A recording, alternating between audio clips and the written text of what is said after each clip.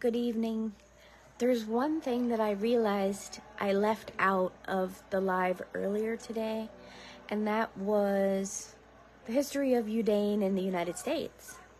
We talked about Japan and China using Yudane and Tangzhong, and it seems like it's a new thing to the United States, but that's not true.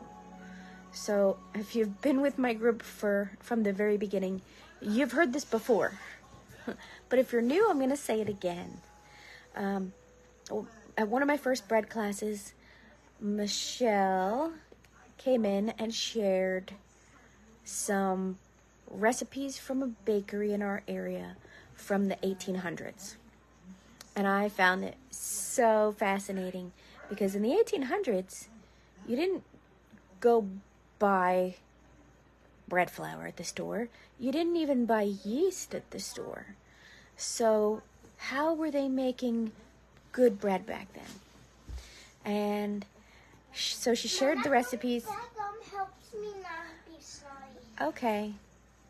So she shared some recipes with me, and they were really good. And one was there was a couple for stock yeast. And so I'm looking at the recipe, buddy.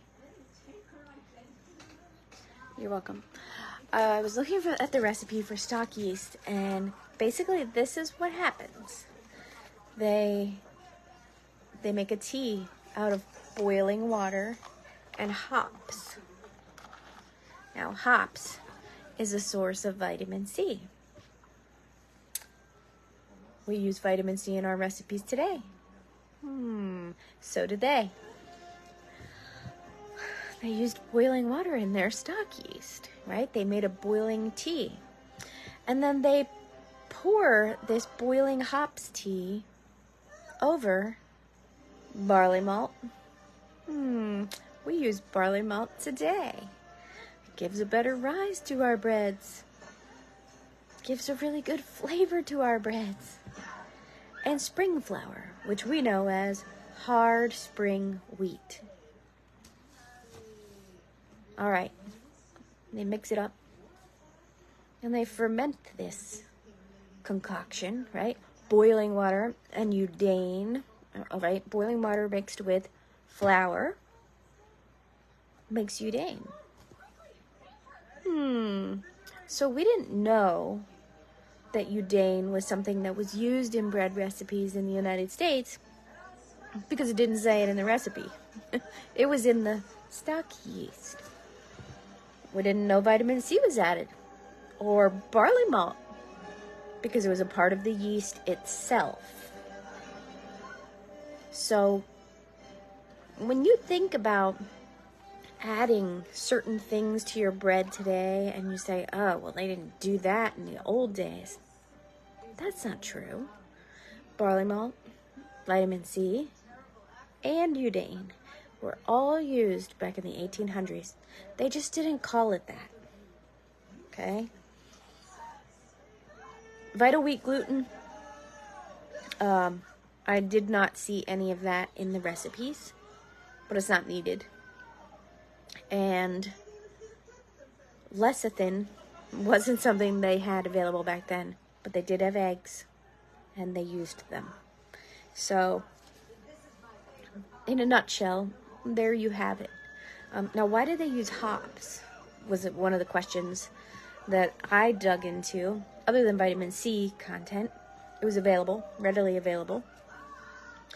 But also because it helps to get more of a yeast than a sourdough culture.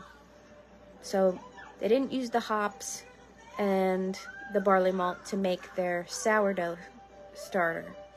And their sourdough and their yeast breads were two different products. So the hops somehow worked to lessen the other bacteria and allow just the yeast to thrive.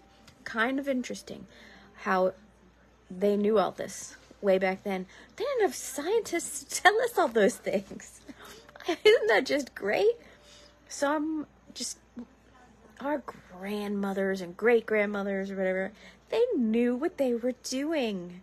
We only now are catching up with science to tell us all these things from back then that were good and why.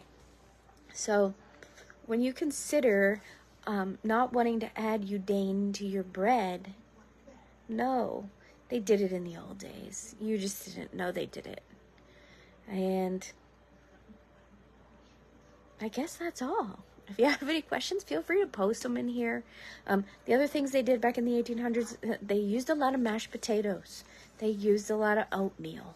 And that helped to soften the crumb and make wonderful bread. But again, they are also gelatinizing the starches, just like Yudane would. And so the same science thing is happening in order to make the bread great. Have a great night. Take care.